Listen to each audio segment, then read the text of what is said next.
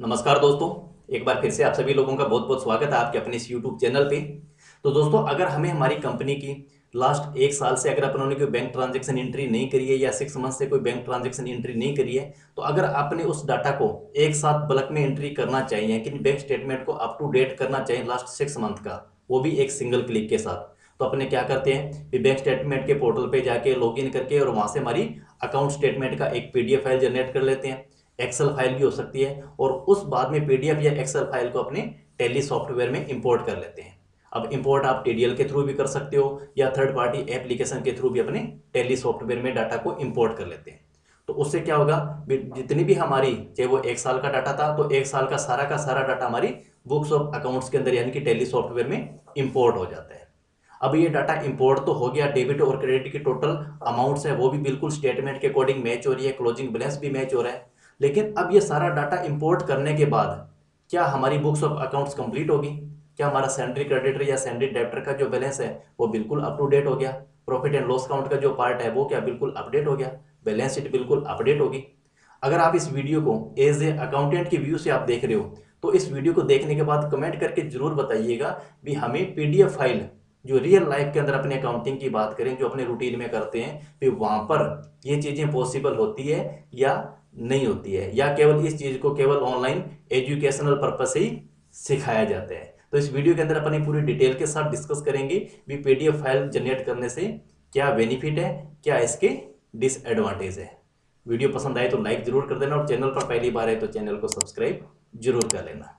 तो सबसे पहले अपने बात करते हैं डाटा इंपोर्ट की, फिर अपने पूरी डिटेल के साथ डिस्कस करेंगे भी रियल लाइफ के अंदर ये चीजें पॉसिबल है या नहीं है।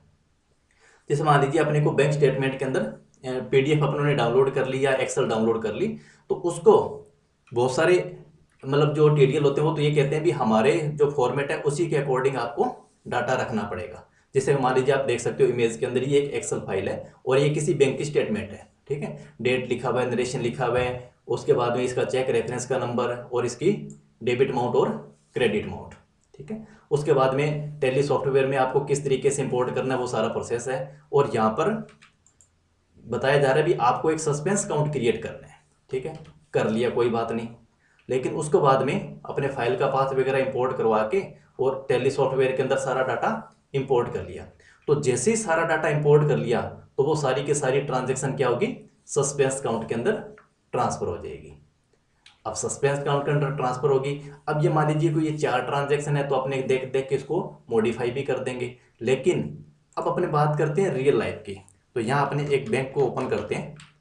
जैसे मान लीजिए मैंने इस बैंक को बैंक स्टेटमेंट को ओपन कर लिया टैली सॉफ्टवेयर के अंदर, ठीक है। लेकिन अब मान लीजिए मैं इसको इंपोर्ट करवाता हूँ पीडीएफ फाइल या एक्सेल के थ्रू, तो यहाँ पर जो पर्टिकुलर के अंदर आपको जो नाम दिख रहे हैं, यहाँ पर क्या होगा, सारा का सारा सस्पेंस काउंट है जो दिखाई देगा।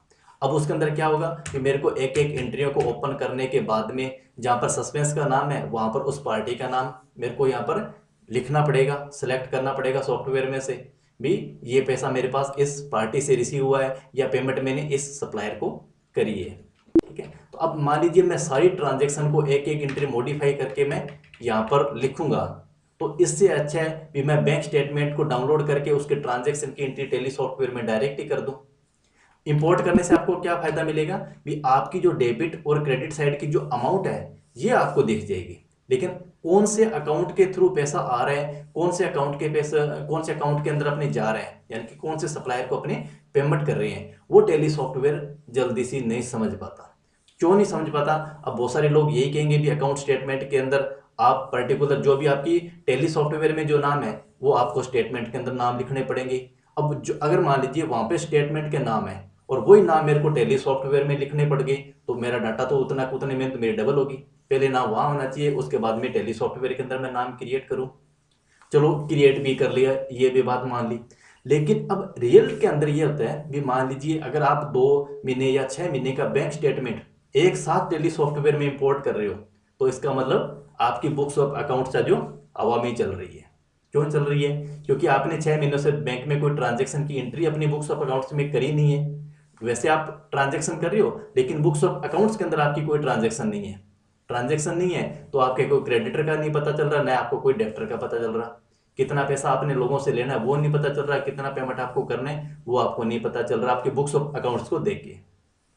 कितना आपको इंटरेस्ट रिसीव हुआ है या कितना आपका बैंक में से चार्ज लगा है ये भी आपको नहीं पता चलेगा। लेकिन रियल लाइफ की बात करें, एज ए अकाउंटेंट की व्यू से अगर अपने देखें तो ये चीज़ें रियल लाइफ के अंदर पॉसिबल नहीं होती। क्यों नहीं होती? क्योंकि रियल लाइफ के अंदर क्या होता है, जो हमारी रूटीन की जो अकाउंटिंग होती है उसके अंदर जो हमारा बैंक स्टेटमेंट है हमारी बुक्स ऑफ अकाउंट्स के अंदर अप टू डेट रहता है, डे टू डे के साथ में।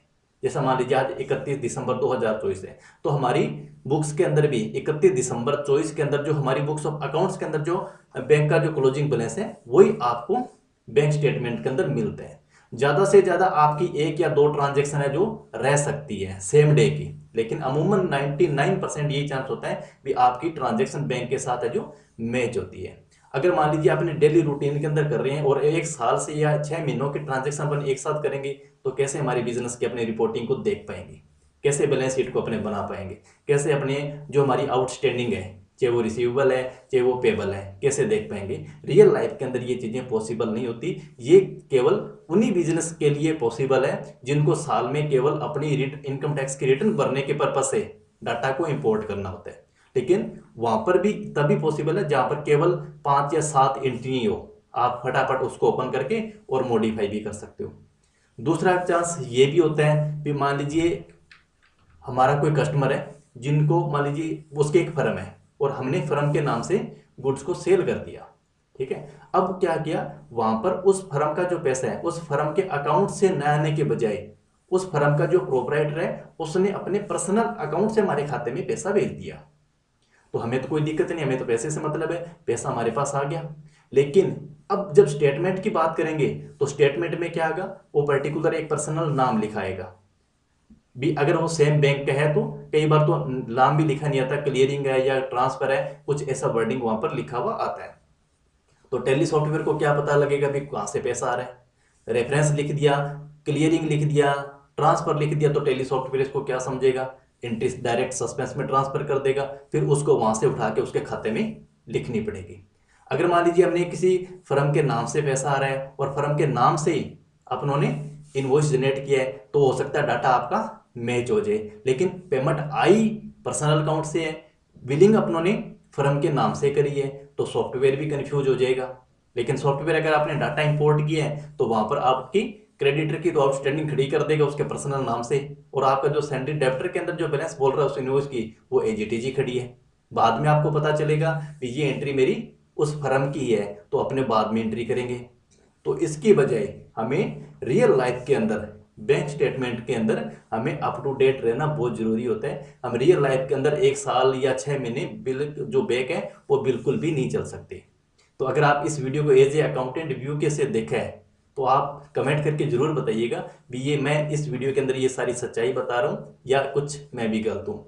और एक बात और भी है, हालांकि बहुत सारी कंपनियां ये हमारे डाटा सेफ होने का दावा भी करती है क्योंकि अपनी जो थर्ड पार्टी के थ्रू जो हमारी बैंक स्टेटमेंट को इंपोर्ट करवाते हैं तो एक तरीके से हमने बैंक का रिकॉर्ड है, बैंक की जो ट्रांजेक्शन्स है वो थर्ड पार्टी के हाथों में भी दे दी। हालांकि मैं ये नहीं कह रहा भी वो हमारा डाटा का मिसयूज हो सकता है, लेकिन कहीं ना कहीं 0.1 आज के टाइम में अगर अपने डिजिटल फ्रॉड को देखा जाए तो 0.1% एनी टाइम चांसेस है जो बने रहते हैं भी आपने थर्ड पार्टी के थ्रू एप्लीकेशन के थ्रू या वेबसाइट के थ्रू आपने डाटा को इंपोर्ट किया है तो स्टेटमेंट के पास तो आपके उस थर्ड पार्टी के पास में भी है तो वहां से भी आपका कुछ ना कुछ मिसयूज हो सकता है। मैं ये नहीं कि होएगा, हो सकता है 0.1 चांसेस % डिजिटल फ्रॉड का हो सकता है। तो आपका क्या मानना है भी हमें इसी थर्ड पार्टी के थ्रू हमें डाटा को इंपोर्ट करना चाहिए या टीडीएल को यूज करना चाहिए, या हमें बैंक स्टेटमेंट को देख के उसका प्रिंट निकाल के सामने रख के उसके बाद उसकी हमारी बुक्स ऑफ अकाउंट्स के अंदर एंट्री करें तो वो कौन सा सबसे ज़्यादा सेफ रहेगा, ये भी आप हमें कमेंट करके जरूर बताइएगा। और वीडियो से अगर आपको कुछ सीखने को मिला है तो वीडियो को लाइक जरूर कर देना और ज़्यादा से ज़्यादा शेयर भी कर देना। और वीडियो को देखने के लिए आप लोगों का बहुत बहुत धन्यवाद है।